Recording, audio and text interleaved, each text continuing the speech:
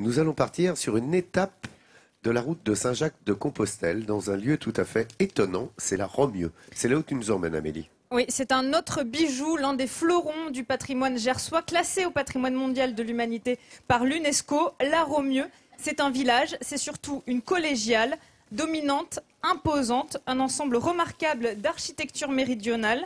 Et désormais, c'est aussi un lieu de culture puisqu'ils ont un festival de musique sacrée qui investit chaque année les murs de la Romieux.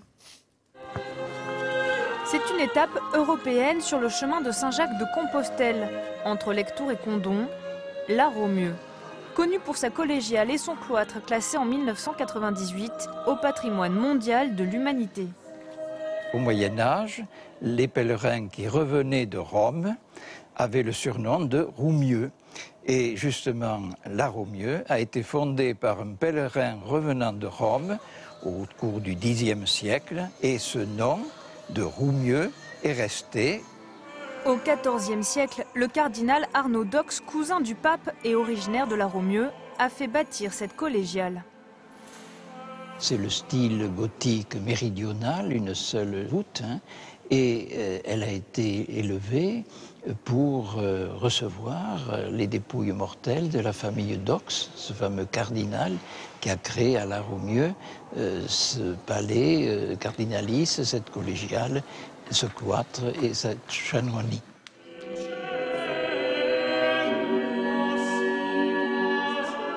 Aujourd'hui, pour faire vivre ce vaste patrimoine et l'entretenir, la commune, aidée par une association de sauvegarde, travaille au rayonnement de la Romieux. Ils ont monté un festival, Musique en chemin. Il est porté par l'ensemble La Main Harmonique. Chaque été au mois d'août, musiciens, mais aussi bénévoles, investissent les lieux.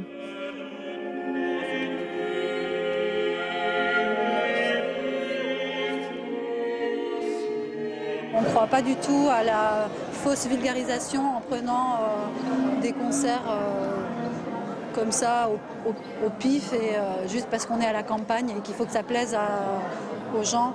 On pense au contraire qu'en mettant des très beaux concerts de qualité, voilà, on rend honneur à la musique et on permet à des gens vraiment de découvrir une musique avec toute sa noblesse.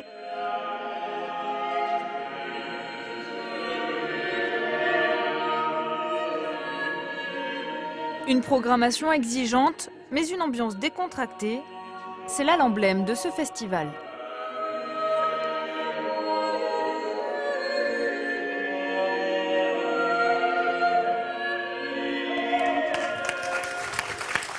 Alors, je vous ai parlé de musique à la Romieux, mais ce village est aussi très connu pour ses chats. Vous en avez sculpté un peu partout dans le village, car il y a une légende, celle d'Angéline et de ses chats. Raconte-nous vite. Angéline, c'était une petite fille en 1338, elle a été adoptée, elle adorait les chats.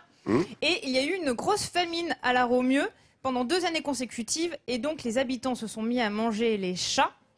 Sauf que quand les bonnes récoltes sont revenues, les rats dévoraient le blé.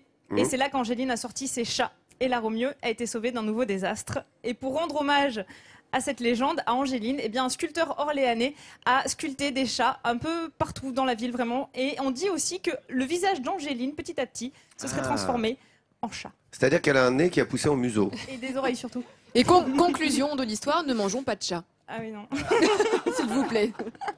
Ah, c'est bien. Merci les filles. Merci Amélie pour cette petite histoire sur la Romieux. C'est l'avantage d'avoir une passionnée de sa région comme les Amélie Poisson. Ah, elle aime son Gers. Amélie Poisson qui vous donne des précisions d'orfèvre évidemment sur cette région.